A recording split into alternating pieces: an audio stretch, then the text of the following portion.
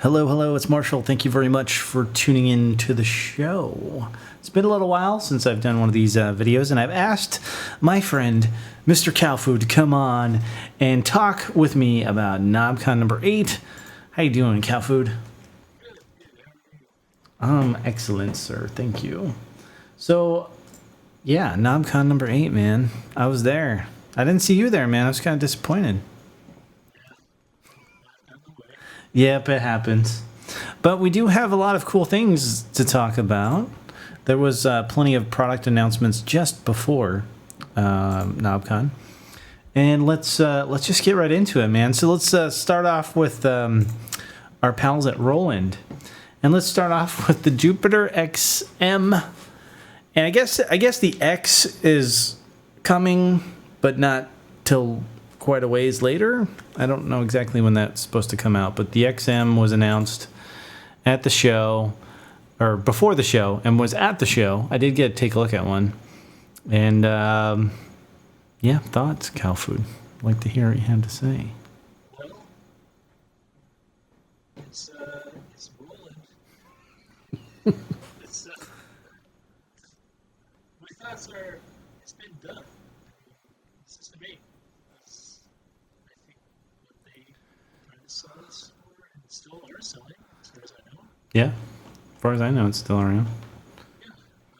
Why do we need a System X or a System X ASM? I guess from what I understand, it's a little more powerful, more polyphony. But So, yeah, I guess it's running a new engine called ZenCore. I don't know what that is, but from what I've kind of seen, it seems like it's maybe a more refined version of ACB technology, the analog circuit behavior. I could be wrong on that. Obviously, it doesn't say that here. But anyway, so yeah, it's definitely powerful, more powerful than a System 8 because it's 5-part multi-timbral, 256 voices, and it's got kind of the what's what of the Roland synths, you know. Let me see if I can find... those are plugins, much the same way as the ACB. Exactly, yeah, except that now with this, instead of being able to use one at a time, you can use 5. So it's got some balls, and it's definitely powerful. And it's also got the eye arpeggiator, which I guess is some kind of artificial intelligence in your synthesizer, which will make your arpeggios sound cooler. I don't know. Yeah, I don't know exactly how that works. I'd be interested to see some demonstrations on that. It has the what is it? The XV series is also included now, and then the RD piano stuff on top of your... Let me see if I can't remember what all it had in there. All the different modeling that it does, or circuit behavior stuff. I think there was a 101. That's the one thing I think the 106 is there, JU-06a. Yeah, probably the Jupiter 8. Yeah, absolutely. You have to have that in there. Jupiter. Right. Yeah, so at least those, and then the XV series sound modules, and then the piano stuff. So I get the, hey, this is repackaging. Feels like it's kind of the same old thing. Not a huge amount of innovation here, in my opinion, other than, yeah, okay, it's kind of the ultimate Roland synth, like everything kind of in one thing. But it feels weird.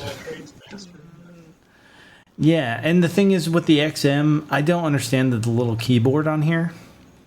That doesn't make sense why it's not just a module, and that's just my opinion. You know, Yeah, with this $1,500 synth playing on the bus. Yeah,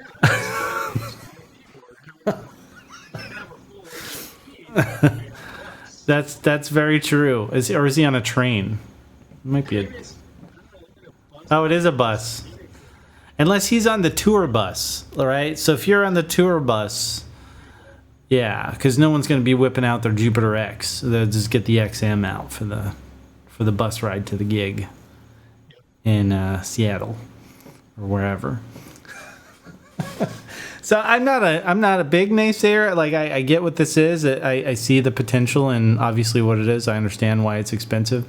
The only thing I think is that you don't need the keyboard for this. You should have probably just made it a module. But I guess if you're targeting gigging musicians on the bus, sure.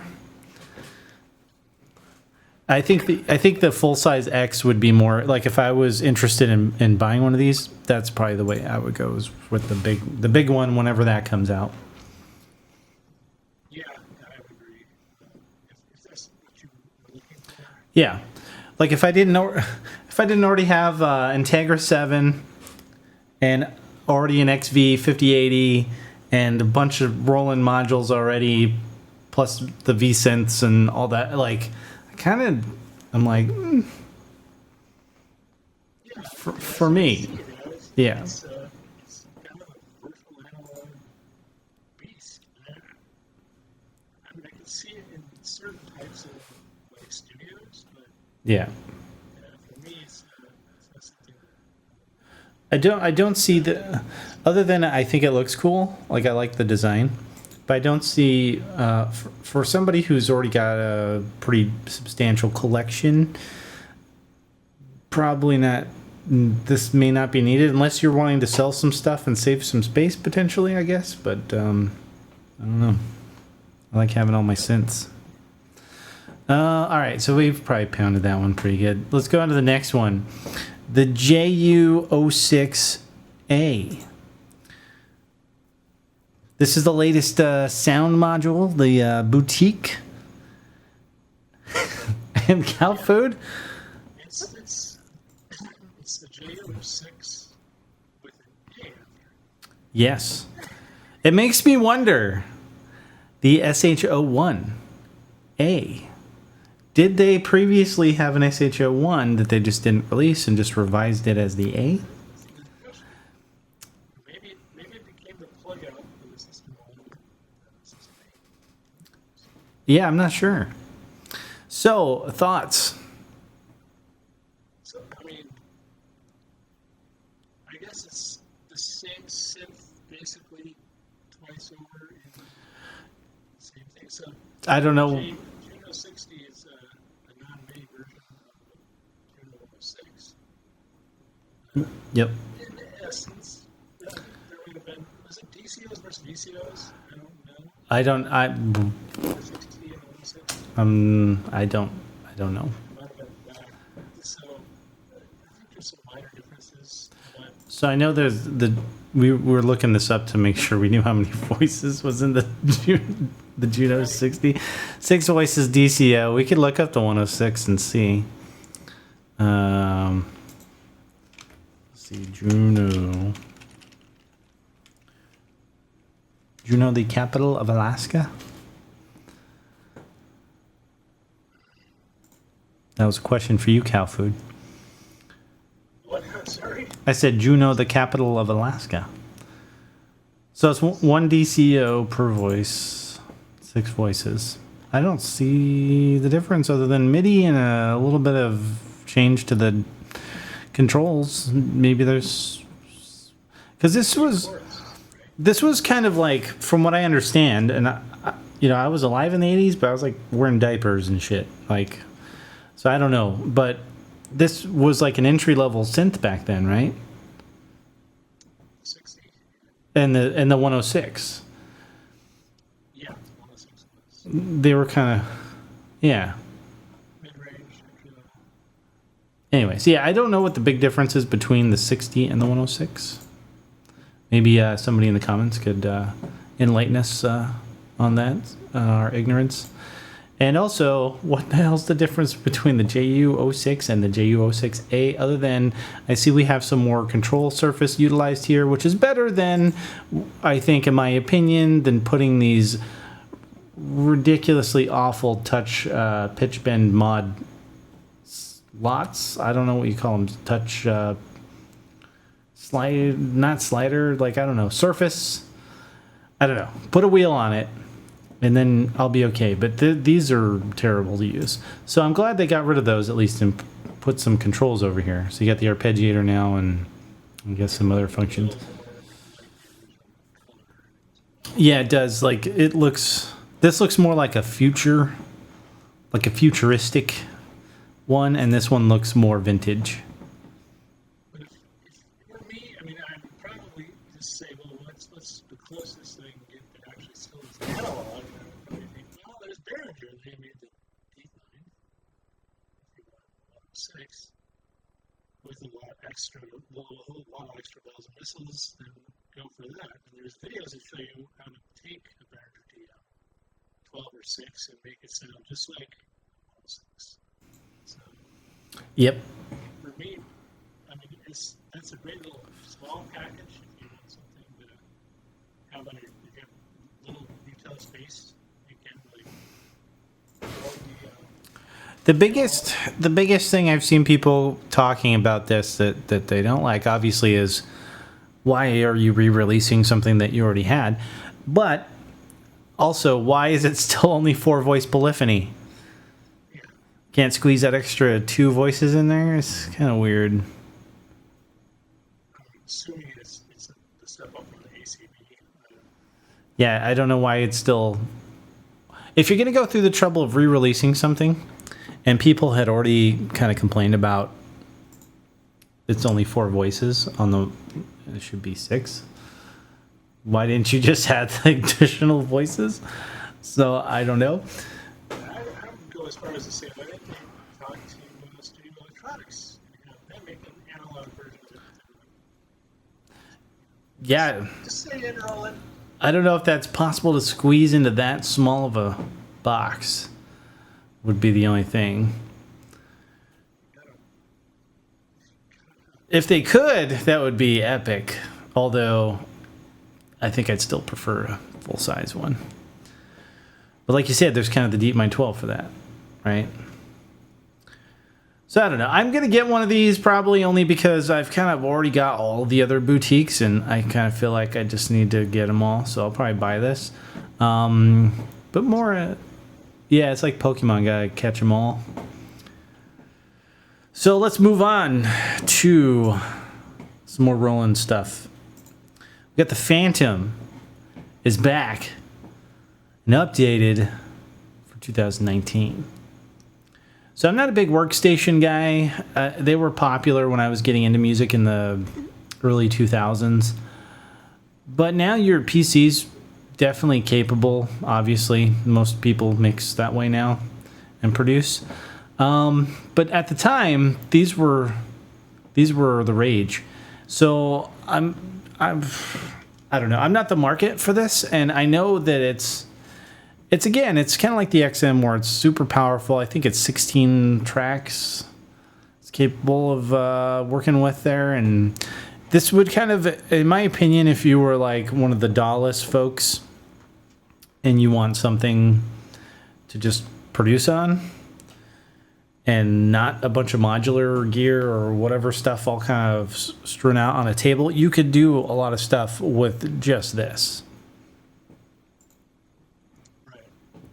So I can see that. I mean, I can see this for like the working musician, gigging musician. sure. Who wants to kind of bring their studio with them. So in that regard, it makes some sense. See, We were talking earlier, you can't exactly add your own VSTs to it, right? You're stuck to their own environment. that's kind of that's my complaint with some of the kind of standalone production machines is like with the MPC Live and those types of workflows. I think they're brilliant. I would love to just have something that I could take and have all my tracks kind of already sequenced on there, or have a good amount of production done that way. versus having to lug a computer around. But by doing that, you're obviously limited. You're not going to have as much power in a little box or in a synthesizer like this as you can from a modern day PC. And because of that, I'm guessing, obviously, you're not going to get to utilize some of your third-party plugins that you may want to use in your tracks. So, but that's not going to be a sticking point for the type of person that's going to buy this, I don't think. It's marketed to a very specific group. Yeah. And people, I guess Roland's been listening to those people, and people have been wanting the Fantom to come back. I don't even know the last one, how long it ran, or if it was even still for sale up until this came out. Maybe someone in the comments can let us know, because, again, I'm not a workstation guy. But I think it looks cool, and it seems very powerful, and I think people are going to like it. All right, more Roland. Roland was on a roll with their gear announcements in September this year. So we got the groove boxes coming back, man. The MC707 and the 101, MC101. I was looking at the 101. Maybe I could use one of those in my studio.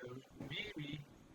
And then I was thinking, well, the one thing that I might really get the most use out of is something like an SP404. And I thought, well, maybe if this thing could do the same thing, so it does have sampling capabilities as an SP404, and I looked into it. It doesn't work the same. So I don't know much about the SP404. Can you elaborate? SP404 is basically a linear sampler. You just put a sample and assign it to a pad, and you play the pads. It's that simple. So it's more like, well, because you can basically do that in the TR-8S, right? Yeah, I think you can. I have one that I have not even, it's still in the box. Oop, there's my Quantum, sorry. That's the wrong shot. I meant to click on me. Yeah, mine's still in the box. I haven't pulled it out yet. I bought it before I moved, and I need to pull it out and play with it. But yeah, I think you can kind of do that. So it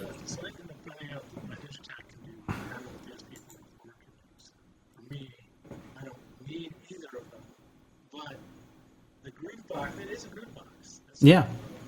707 basically. 707 being more fully fledged group box with capabilities, or some of the capabilities, I should say, that Ableton Live has. Yeah, because it works kind of clip-based, and you have a little screen over here, and from what I've seen with the workflow, it seems very intuitive. And with the 707, you've got 8 tracks to work with, and you can do sequencing and all kinds of cool stuff. So this is pretty cool. Again, if you're a DAW-less person, you're probably going to like what Roland has put out here with this and the 101. So the 101 obviously being only 4 tracks, and I don't know about what other specific limitations, but you know, it's basically. Oh, okay. So you probably have to load samples through SD card. You know. Same engine in both of them. And so I guess I see it more of like a DJ who wants to become a producer. That's going to be aimed at. Well, all the there's more people that are interested, but I mean, why not just get a laptop, right? Because I mean, at that point you got everything and more and more and more and more and more and more. Yeah, but either you're out there or just bringing that out there with maybe an effect in there too, which already has some effect. So I guess it's just bring it all out, throw it on a table, and the PA system and entertain a crowd. Sure, it's a performance instrument or device. Producing and sort of doing stuff and getting your stuff on vinyl, for instance. I don't know that the MC707 is exactly the right tool when you could just upgrade to a laptop. Right. Well, yeah, for production, this is definitely, in my opinion, more of a live performance thing. You could use it for productions and get stuff going on here, and then I guess, painstakingly recreate things in your DAW. But it's probably going to work the reverse. What I would do if I was using this is I would make my tracks in Ableton or whatever, and then I would export certain stems and sequences, and then what if I was going to bring any other hardware with me to do a performance? So I would kind of go the other way. Like I would start in the DAW and then, Yeah, so the way to get out there and do a show without having to bring a computer around with you. Kind of the same. Some people look at it like, wow, this is another laptop musician. I don't want to see that. That's true, because if you show up and you're just standing there, I've seen there's some funny YouTube videos of guys just sitting up there with a laptop going crazy, and everyone's like, dude, you got a Mac in front of you. Like, this is boring. So in that sense, it does make more sense if you're going to show something that looks kind of DJ-esque. Yeah. But then there's other tools out there like the Torres, which is a sampler. Sure. And there's the circuit, and there's the Digitech, and there's a lot in that market. And I guess people have been wanting something from Roland, though. And I don't know when the last Groovebox they made was made. Yeah, it's been a while. It's probably been a long while, I'm guessing. Yeah. So this is something. It's something that people want it. So that's cool. And what we want as synth guys is we want not this or this. We want something different, I think, but we're not being listened to right now. I don't think, but I like Roland. I just yeah. We are. It's not necessarily making the news.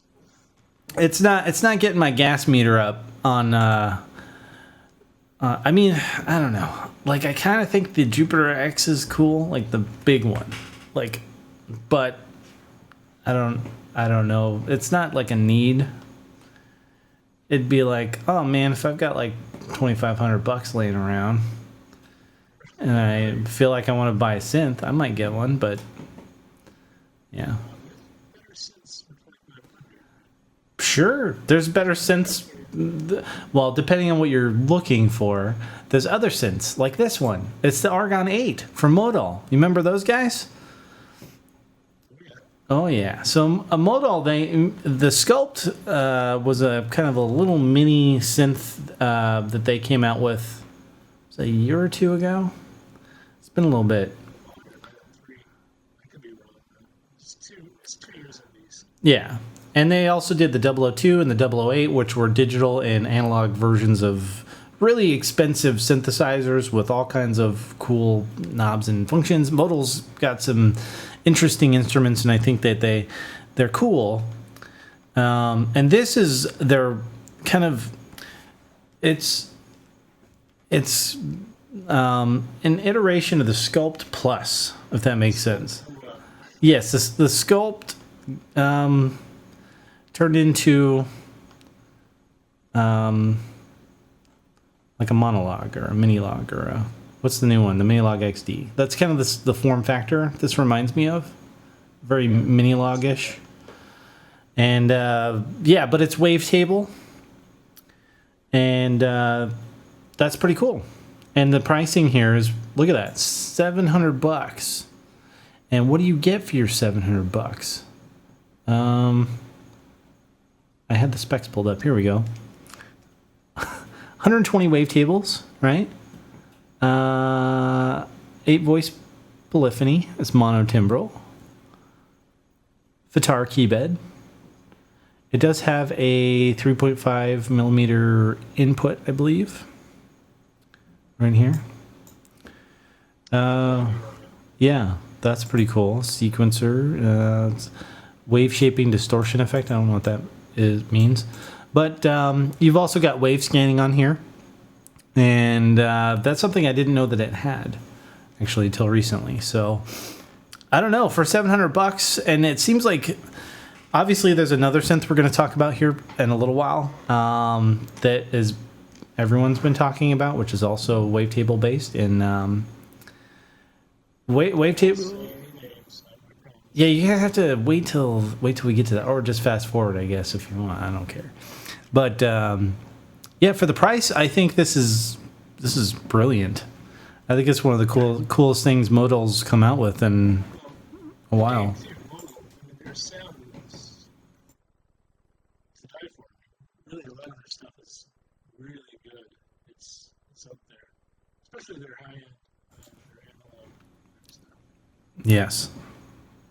There's waiting lists on that stuff, but the sculpt, it really sounds phenomenal. This is like the sculpt times. Yes, I was so impressed with the sound and the sculpt, and this is just kind of the next evolution of that plus. We only have just one video to reference the sounds on as far as, well, actually, no, more than that. There's a few. But, yeah, we're going to have to wait until next year, I think, before we'll start to see this thing hit the market. But there's a number of things they've mentioned that they're still working on. Right. The full thing is not going to be realized until next year. But I think they've got a lot going for them here with the form factor, and the type of synthesis is very popular at the moment again. So, and wavetable's not new. Like, it's been around for a long time, right? Well, yeah, was it the Core Wave Station? The Wave Station, and then there were several Waldorf synths that are wavetable that are old from like the 80s, I think. Yeah, it's been around for a while. It's been around, kind of like how FM kind of had a resurgence, and then obviously analog and wavetable's back. Yeah. I guess we're going to start seeing additive synthesis starting. And I don't think I've ever played an additive synth, so I'd probably be a little bit lost there. It's just the opposite of subtractive. Right. Add more, throw something in, add more sound. And that's the thing is, like, even with these, there's different types of synthesis that you can do with the wavetable. I want to say this has linear FM capabilities, or if it doesn't, the other one does that we're going to talk about here in a second. Mono timbre, that's the only thing I'm going to put in. Yeah, but you look at the price. Yeah, It's still 8-voice polyphonic though. Well, the Blofeld, what is the is it bitimbral? oh yeah. It's Okay. It's multi-timbre. I think it's like up to, well, as much as the DSP can handle, actually. Do you? Oh, okay. Yeah. 'Cause I never. Same thing with polyphony. It all depends on what sounds you're using. You get like 24 voices, I think, out of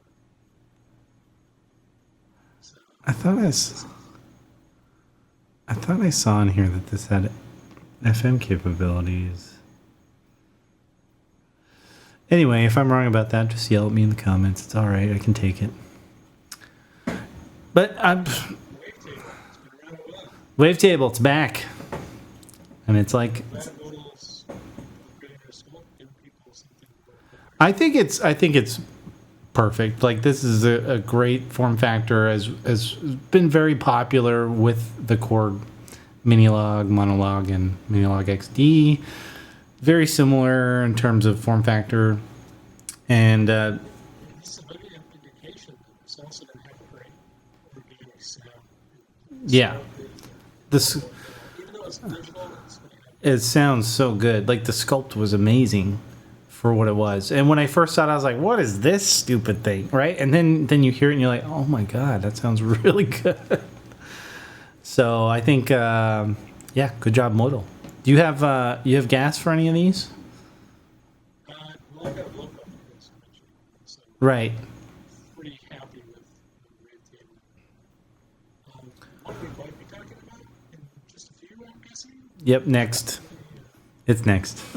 is something like Okay, well, let's just talk about it then. So, newcomer to the market, ASM. But newcomer, but not really newcomer, right? because this is a newly formed company out of China, and they are, I guess,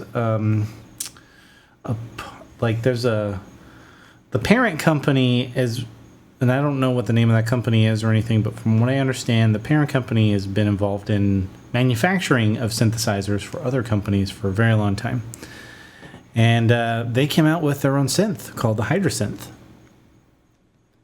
And this is the Poly Aftertouch, guys. Right here is the main reason I think I want to get one of these. And the ribbon controller. Like why why don't more synths have Poly Aftertouch though? That's not new either. Like it's got two. Oh, sorry. Let me go down here. 219 single cycle waveforms, and then you can morph between. You can morph between them. You can up to 8, I think. Yeah. Choose up to 8 waves, and you can morph between them. So, really cool. This is epic. Like, this is very cool. I'm very excited about this synth. I got to play it at Knobcon. I talked to the designers there, so I've got a video on the channel. Some of you guys have probably seen it. A lot of you maybe. And yeah, brilliant design. I think it sounds awesome. The Poly Aftertouch, guys, is the killer feature on this for me, I think. What do you think?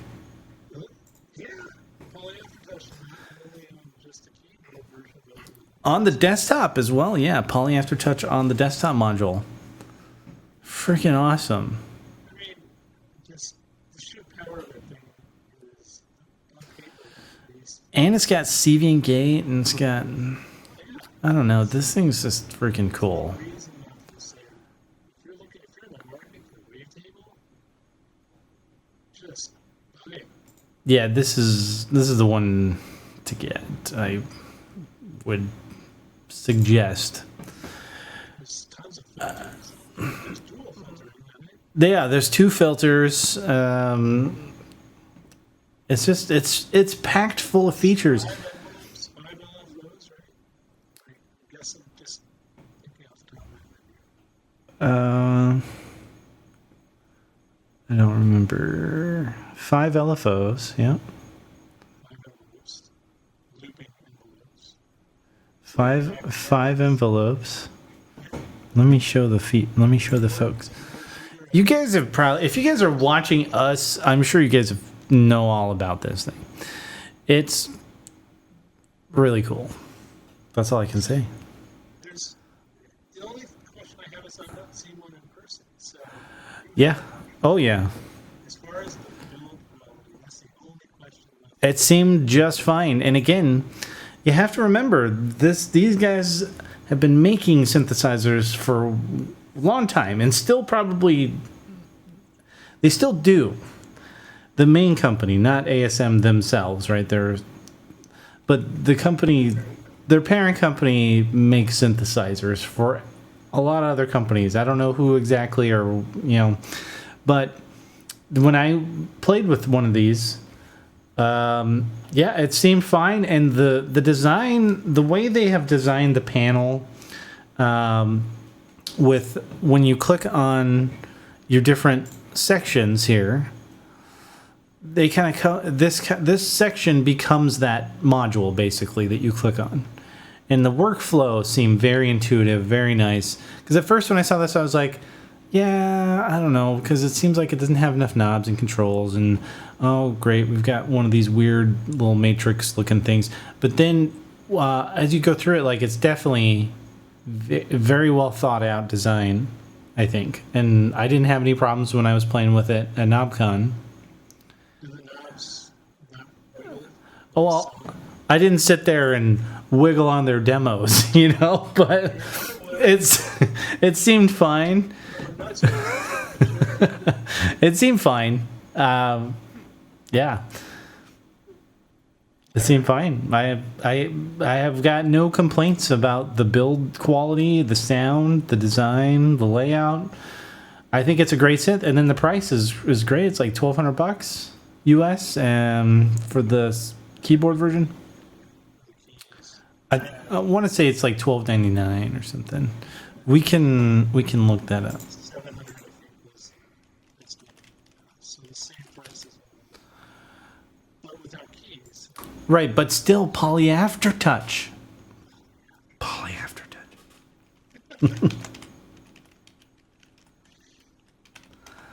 Let me look up. I'm guessing for one of these. Yeah, $12.99 guys on Sweetwater right now. The only other thing I will give some negative on it is that if you work in the box, then you probably already have it. You're thinking of massive or serum. That's true. That's something we have not touched on, and that is the fact that there's a lot of really good plugins that already do wavetable. Like what's that? Polynomalous. I can't remember what it's called. Poly something that everyone was talking about, and then Massive X, Serum. But this thing kind of is. Here's the thing. Blofeld gives you like 4 knobs to work with. Yes, that's awful. It's huge, so you have to do menus to get around. Right. And of course, serum and all that is in the box. So you walk around with a mouse and other things to try to get what done. Right. And it's off-putting. Whereas this is, it's been mentioned in other videos, is right there in front of you. All the knobs are there. All the way it's all laid out makes it a lot more intuitive and easy to get to the sound you're trying to create. So, I'm guessing it makes sense. Well, and you know, CowFood. You remember how we were just kind of dumping on the groove boxes a little bit? Maybe people want the tactileness. Maybe they don't want to use a mouse and keyboard. They want to. That's Maybe. the thing with the groove boxes. Yeah. To each their own. That's why it's cool to have so much variety out there and to see all these new things that these companies come up with. Is even though not everything's for me, that's okay because it's probably for somebody else, and they will get all kinds of enjoyment out of it. You say so. So yeah, Knobcon was a blast, guys. And if you have a chance to get out to Chicago in September sometime, go to Knobcon. It's a 3-day event it's like just heaven if you're a synth person, especially modular. There's so much modular stuff there. We didn't even touch on any of that because I'm not really a modular person, so I don't even really know what I'd be looking at and how to really tell you what it is. But I know synthesizers, obviously, and that's my thing. So this is what we have. CowFood, did you have anything else you'd like to talk about? I guess Erica Synth has a new modular. Tell me all about it. It's the, let me look it up here. It's only just now seen it. Erica Synth, it's the Tax System 2 is the one that seems to be one that I would be dying to own, but I can't afford.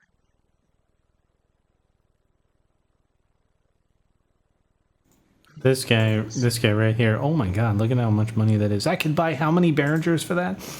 Just kidding. Everyone says that. When anything's over like $1,000, they're like, oh my God, I could buy like 20 Behringers. Which they're not lying, but that's okay. Radar, speaking of Behringer, but everyone should check out that synth. That's to behold if you hear the videos from that. I'll have to check that out. I did pre-order the K2. Oh yes, K2 was announced. K2 and Behringer was not at Knobcon. Shame on you guys. I did not see you there. I typed in K2 and I got a bunch of like vitamins. So I got to type in Behringer K2.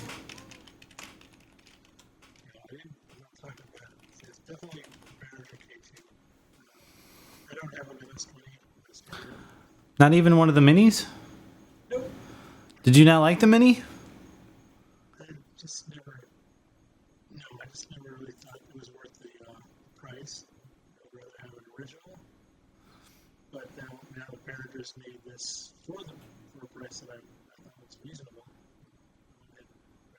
Well, they had just hired the gentleman that designed the original MS-20. Did you hear that?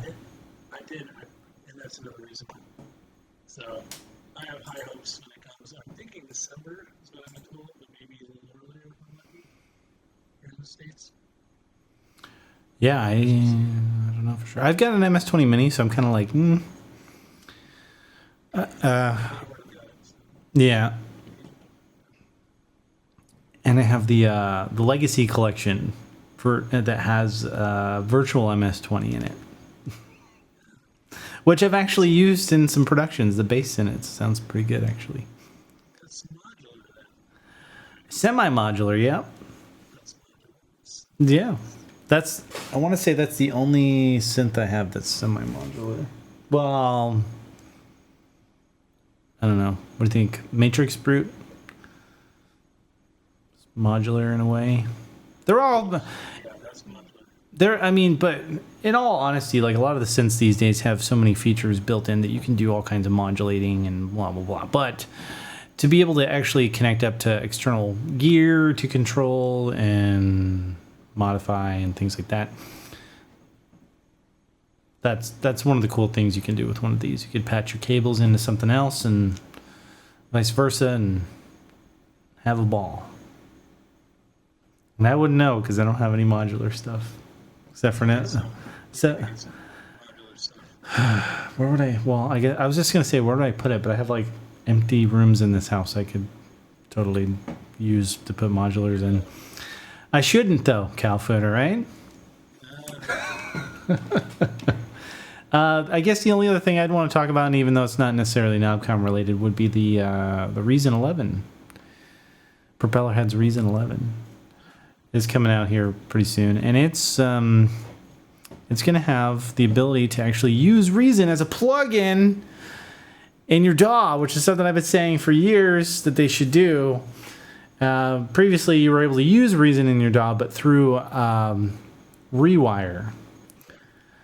And it worked, but you couldn't do things like, say, and I was talking about this with MrCowFood here, that there were times, especially because I started out in Propellerhead's Reason when I was making tracks back in the early 2000s as a poor 20-year-old.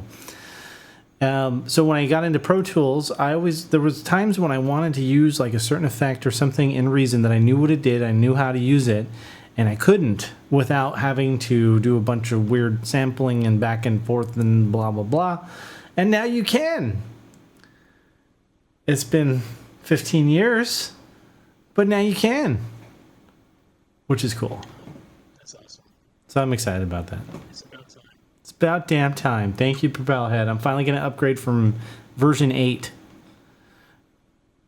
which I guess I'm not that far behind, right?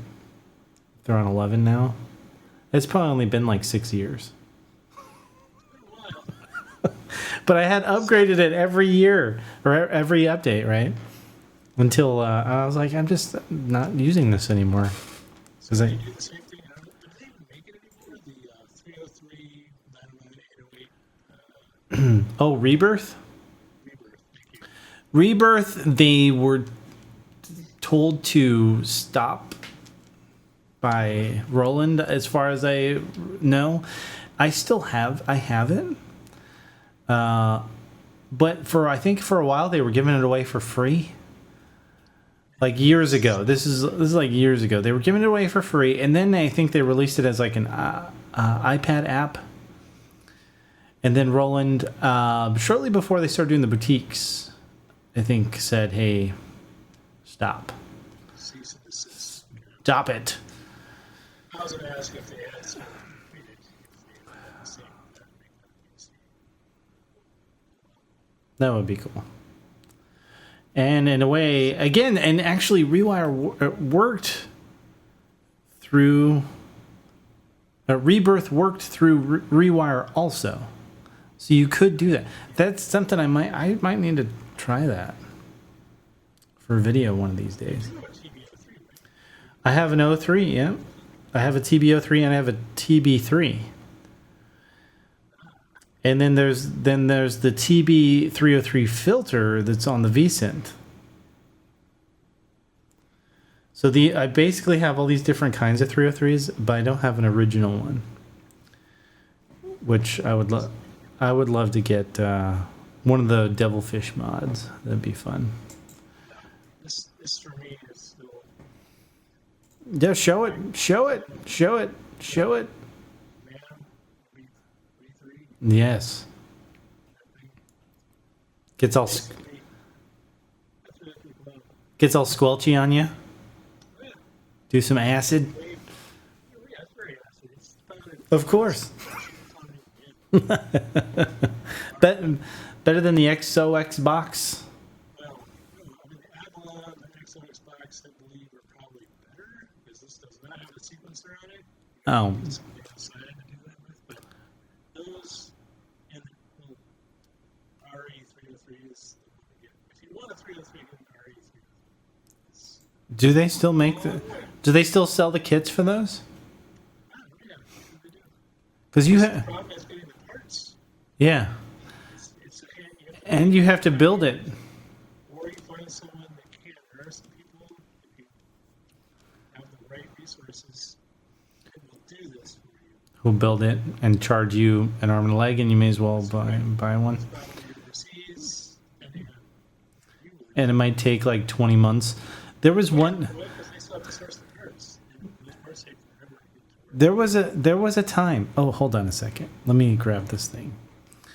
There was a time when I ordered something from across. Well, I don't even think it was like in another country. Let me find this. There we go. And it took, and actually, I paid the guy to make his product that he sells on his website, and I never got one. It's been many years, and I ended up having to buy one on eBay. And I will show you this. I don't know that you know that I have this, MrCowFood, but it's pretty cool. What is this? Oh my God. It's a Nintendo cartridge with a MIDI plug. It's called MIDI NES. Can you see it? It's all shiny.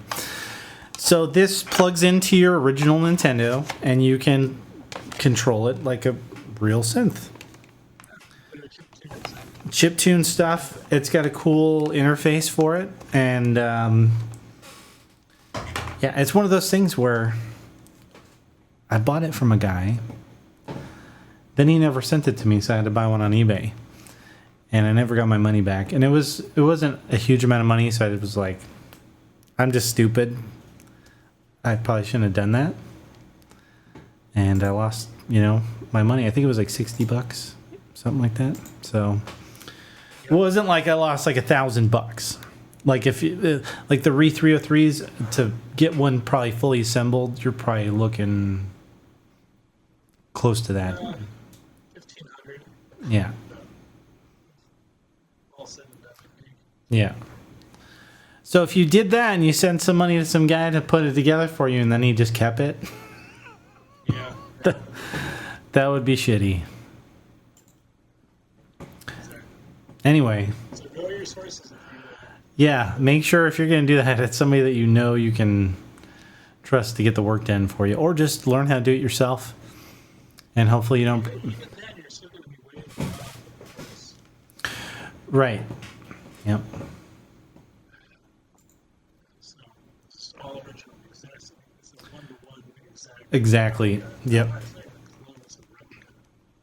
And there's certain parts of it that they can't sell you, right? There's a couple chips that you have to buy somewhere else. Yeah, I think they sell the other somewhere 303 kit. I think it has some of those chips. It's the CPU. Yeah, but I think you have to buy it by itself. Like it's not part of. If you just bought the kit, like it didn't have certain bits that you have to get also in addition. If I remember, Because I looked into it and I was like, yeah, but I can't solder that well. I mean, I can, but not. I don't want to spend all the. If you want to just get some like $10 kits, like testing kits, way to basically solder those up, get your soldering skills down. The problem is that by the time I spend all that time learning how to do all that, I could have been playing with my synths, you know? So I think I'd rather spend my time exploring the instruments that I have than trying to figure out how to build another one. I would rather just pay somebody to make it for me. In that case, Avalon, I think, is your next best bet. Closest. Sure. Yes. That's Oxbox. And how do you think it compares to the Boutique? Oh, the TB-03. TB-03,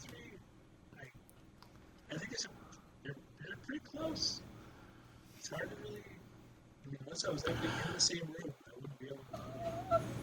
Yeah, and that's the thing, right? Like, unless you have one of these side by side with an original, most people aren't going to know. I've had an original, so I mean, from the videos that I've listened to, I can tell you for certain that RA303 and Avalon is Oxbox. Right. The hierarchy, if you will. But TB-03 versus RA303, I guess I've listened to 03. Maybe it sounds a little weaker. I don't know how to explain it, but there's definitely a difference there. As good as I think it is, it's still, we still have that, like, little gap. It's like, yeah. Well, there's the saying, right? The last 20% takes 80% of the time or whatever to do. But then it's like with this, it's like they never can get that last little whatever that is. Yeah, same thing with the SHO. It's similar. Yeah. Something you said. What about the Behringer? I don't know. I don't have that. I listened to it and it sounds different. Like it doesn't sound like a 101 to you? It sounds like a 101, but it doesn't have some of the same squelchiness. I need to listen to a lot more demos of it. I'm still. Do you think it's like a filter thing? Like a Yeah, definitely the filter makes a difference. And that's the oscillators are probably the same. Air stage maybe a little different. but it sounds I have to listen to again. I need to listen to more demos. but it's one of those things, right? Like if it doesn't sound like it in the demos that are out now, because I've seen some side by side demos, and I agree that the 101 sounds, the original 101 sounds different to me as well. It sounds thicker. I don't know how to explain it. Like, but I've never had a real affinity for the 101, so I have the Boutique version and obviously the one that you get in the Roland Cloud, and I like it for certain things, but like I'm like, I don't know how much better this is than the original or not. I have no idea. Yeah, there is a difference. It's subtle, but it's there. It's definitely there. Now, I listened to the one Behringer clone that I listened to. I used to have a Pro 1, so it's another original that I used to have. But I listened to the demo of the up and coming Pro 1. I think Dave Kidd did a audio. Oh, does he has one? He has a Behringer Pro 1 here. Okay. And that thing sounds just about spot on. That thing is very, very close.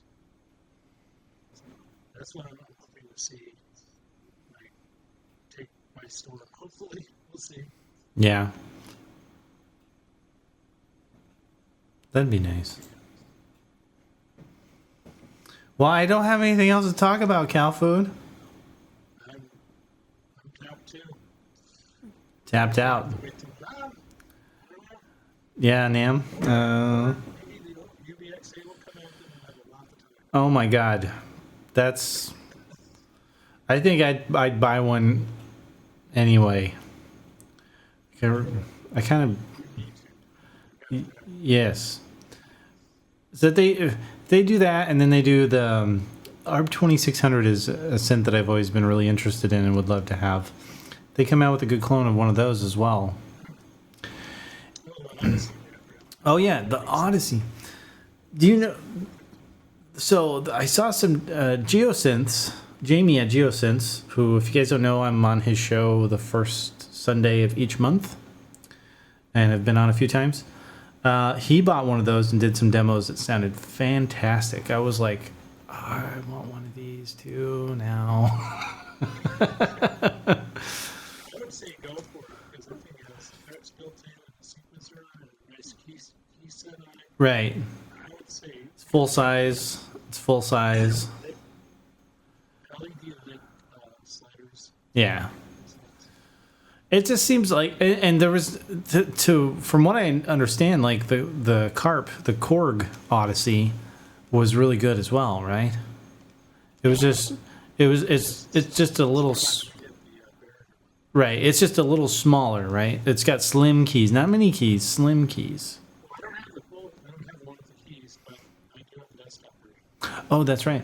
Well, then did they make a full size version as well? Not that long ago.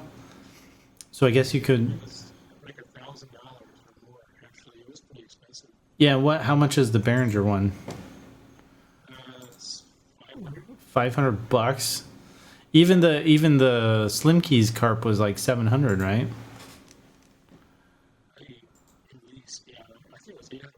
Was it 800? They might have dropped the prices. They're still. We should check that. Let me check that real quick because I'm curious now to see if the Behringer effect has the Behringer's had any effect on.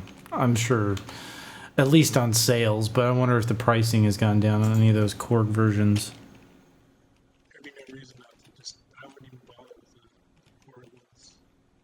I mean, you get a sequencer effects and some other goodies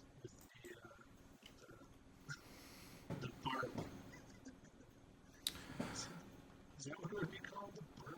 So they still have the Korgs on here. Is this the Korg? Oh, I'm not showing my screen.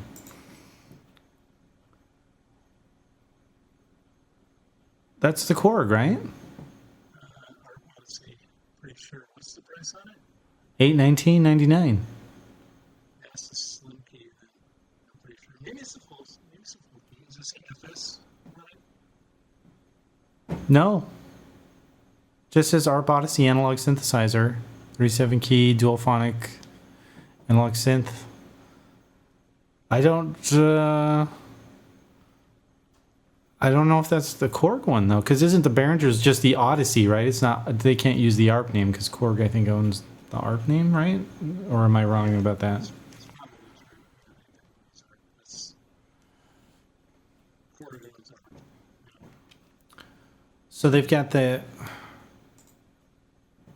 Hold on here. So $819. That seems like it's more expensive than when it first came out, but maybe I'm wrong. And then the desktop version, $599 in white. I don't see a black one. That's the same price. It hasn't changed. Is that?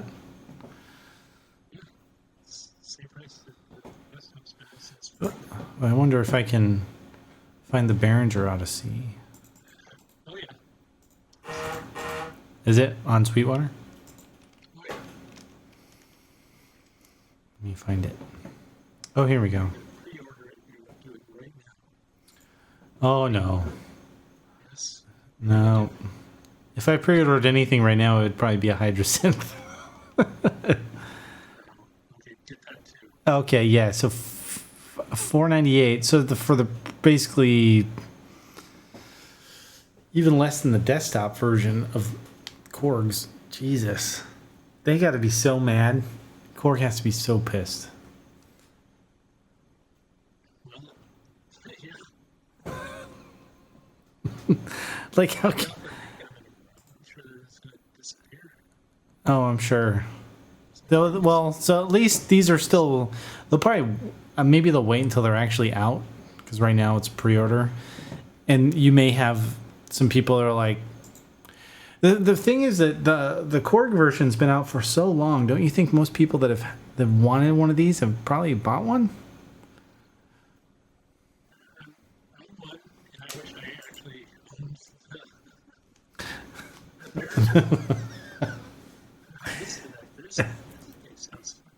It sounded so good. But so does the carp.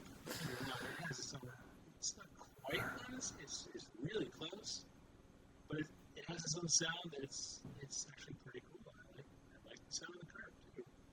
So in a way, it would always be kind of nice to have both. But I'm not gonna pay $1,000. Right. Well, the nice thing is that I'll wait for it 2,600. right. Well, and then the prices, this is going to be in the secondhand market for like half, or close to half. Even if it was $100 off, and it's like $300 for like a used one that's in good shape. Because I wonder, like, how much they go. Like, didn't you just say that the Behringer Model D is like $200 now?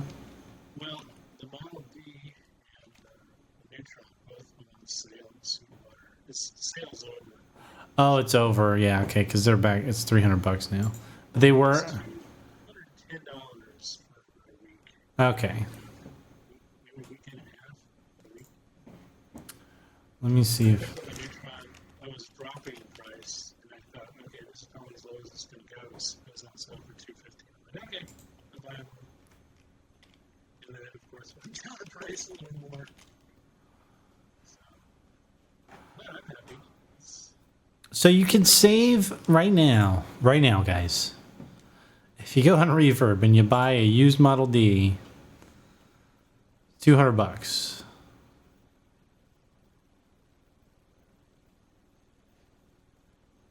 So it's like $100 off. So I don't know. It's almost at the point where, like, does it really matter that much? Are people really gonna care about saving $100 on something like that's not? It's not like this is a huge. I mean, for some people maybe it's a good chunk of money, but yeah, but $100 more gets you a brand new. Some people. Yeah. For some people, having just one piece of analog gear is all make a big difference. In their studio. Well, yeah, and that's why I'm glad these are out. Honestly, is the affordability of analog is just dropped like a rock, especially since Behringer's come on the scene. But technically, it all kind of started with Korg. Yeah. Korg did it with the carp and also the reissues of the MS-20. Yep, the MS-20 Mini, which the K2 is, like you said, taking over that now. So they're going to be doubly pissed. So Korg's mad at Behringer, Roland's mad at Behringer. Who else is mad at Behringer? Just about everything. Yeah, I don't blame him. I don't know if Tom Overheim's going to be doing anything like this stuff. I'm not sure. It'll be interesting to see what happens. Yamaha's going to be pissed off soon. I'm sure when the CS80 comes out. Yeah. Well, here's the problem, though, with Behringer right now, and some people have talked about this, and throw my 2 cents in there, because I made a video about this a while back. Now, I was kind of tongue-in-cheek about it a little bit, but when they first announced teased the UBXA, and then they were like, well, but we don't know how long it's going to take to make this, and blah, blah, blah, and it's like, yeah, obviously you guys are doing the guerrilla marketing, the viral marketing thing, and the problem is that what everyone hears about these things and how long is it going to take to come out. Even like, I think the RD8s are finally shipping in some areas. Like, I pre-ordered one a long time ago and I still don't have mine. But that's taken quite a while to come out as well, you know. So I there's some complaints with some people about the way that they have pitched some of their newer stuff coming up, and I don't know. It's kind of annoying. Yeah, it's a little annoying though. Like I almost in a way prefer like the way they did the Hydrasynth. Like it just boom, it's there, you know? Here's this awesome synth that we have, and it's ready to go in like 3 months. So pre-order it, and you'll have it in 3 months. I kind of like that because then I know that like I'm not gonna have to wait an indefinite amount of time to get something that I might really want. You know what I mean? I know that there's the argument that well, if they tease it for a long amount of time, certain people can save up money for it, and that's fine. But you could save up the money for it anyway. Right? Does it matter if you're the first one to get it? No. You can still save your money. Wait, did you pre-order a Hydra? No, I haven't yet. I want to. If I do, it'll probably be after it's pre-order time. Like I'll probably just be able to buy one. But you got a Quantum. I do. Quantum. Yes, the Quantum and Hydra are not similar enough. Poly aftertouch. That's true. Oh, look at my shots all screwed up here. Oh, look, this is my stupid GoPro died. Here's my Quantum. There's supposed to be another camera up over here that's not working. But yeah, the Quantum I've been digging into quite a bit. I've got some new patches and stuff. I was planning on doing a video on it pretty soon. But like, I don't think you can do the wave scanning. I don't know if you can. I don't know how to do it. And that's a really cool feature. No poly aftertouch on the Quantum, obviously, but it has other things going for it. Like it's got the whole granular engine. The new update that they have that I have not put on here has some really cool FM stuff. I heard on the forum that you can actually import DX7 patches into a single oscillator. Oh, nice. So there it is. You're not going to slam it in against the wall. Yeah, smashing it with a hammer like I did a long time ago. That we shall not speak about such video. I got berated for that. I'm like, let me show you how to upgrade this DX7. Smash. Oh, it's a DX7. It's a piece of shit, guys. But anyway. Yeah, I'm going to wait and see how that Hydra turns out. Maybe next year. It's, Yeah, I think I want one, but I'm gonna wait a little bit, just because I just moved across the country, guys, and I bought a bunch of really expensive synths last year. So I'm kind of like, let me digest a little bit of what I have. But definitely, it's on my radar. It's something that I would really like to have, and probably will. so have the mood updates. Oh yeah, that's another thing. Mood's going to be pissed off. So, Do you think they're already? Do you think they're already pissed though, since they like cloned their Model D?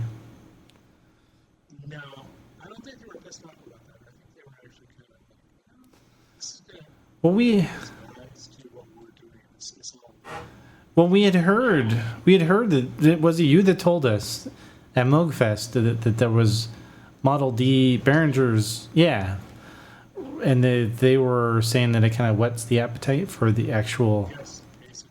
yeah. Like you want the real deal. This will help. Like your Right. or at least that's what I was told was the story as to why they were allowed to go ahead and sell.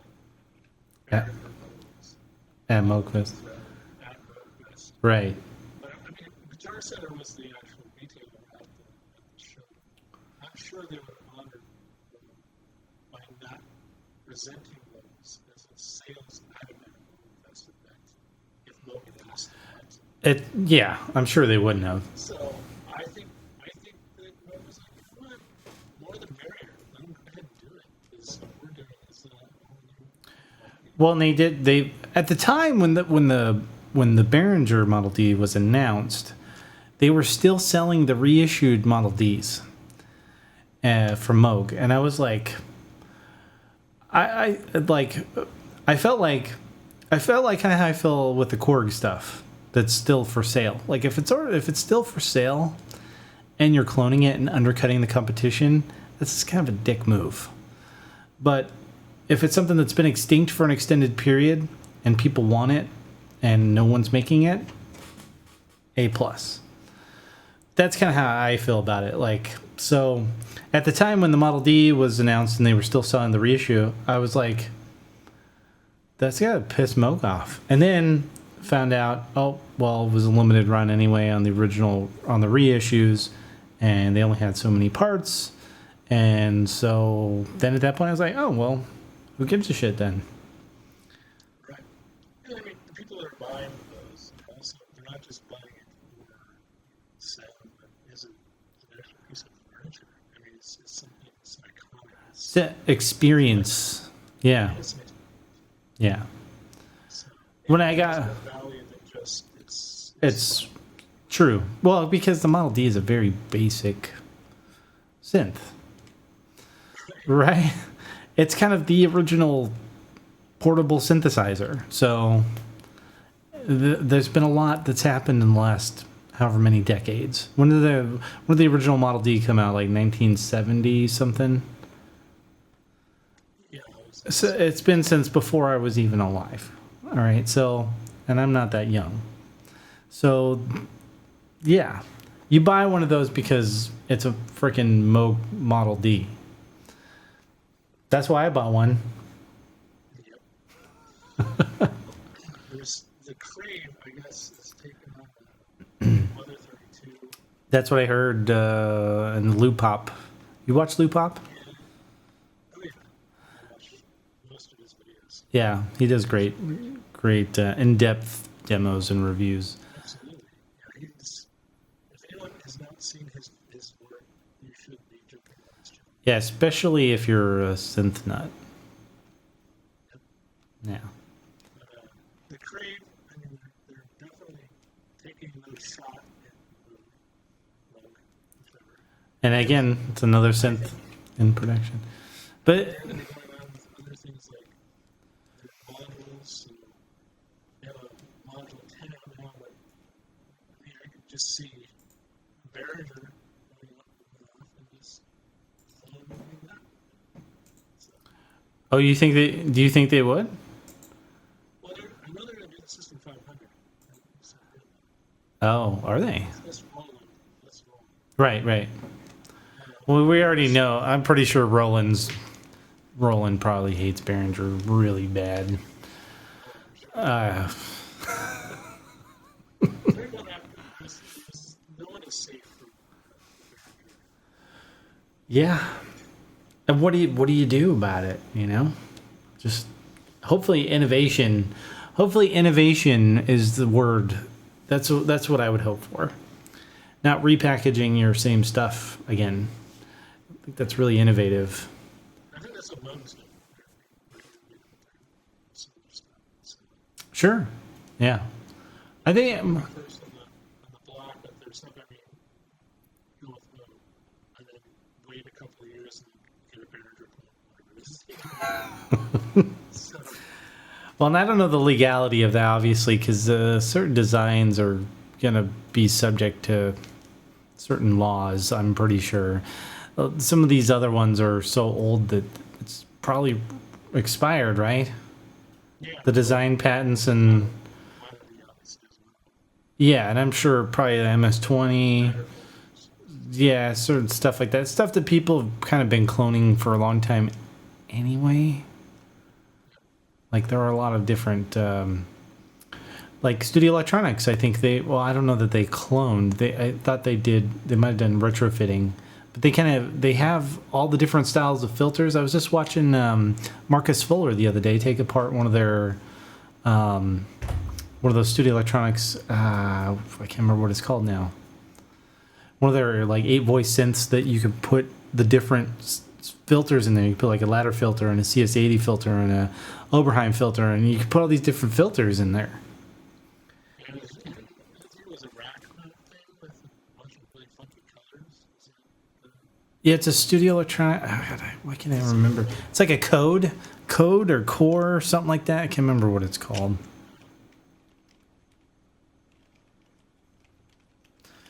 I'll look it up real quick. Well, you set up Studio Electronics, it's, I'm sure you'll see it. Or you just pull up Marcus Fuller's YouTube channel. There you go. Who he... This card Yeah, it's the code 8. Bam. is 08 unit code. Yeah, we were kind of like halfway there on each end. So anyway, that's... There's a cartridge filters. Which, by the way, the Avalon 303 companies. Okay, You can put cartridges for SEM filtering. nice.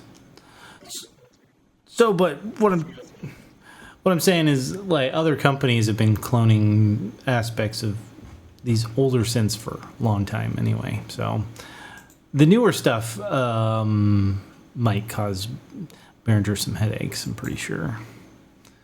Yeah, So we'll see. that's okay, because they're totally scooping in, and man, a lot of people are real happy about what they're doing. Synth companies sure definitely are not, but hopefully it pushes them to innovate in ways that make things better and cheaper, and that's always a good thing. So, Let's hope. All right, so I think that's it for me. that's it. We're done. We're done, folks. Hey, thanks, MrCowFood, for joining me on this adventure here this evening. Appreciate you lending your voice and your experience and expertise. Yeah, anytime. Thanks for having me on. You bet. MrCowFood, thank you. Sure you'll be on again? Sooner than later, hopefully. I hope so too. This is always fun. Excellent. I can berate Roland and all that. You could get your frustrations out to the public and hopefully get some upvotes. All right, folks, leave some comments down below. Let us know what you guys think of some of the synths that were announced just ahead of Knobcon number 8 this year. And if if you're in Chicago next year, I'll be there, so come say hi. And other than that, have a good one, guys.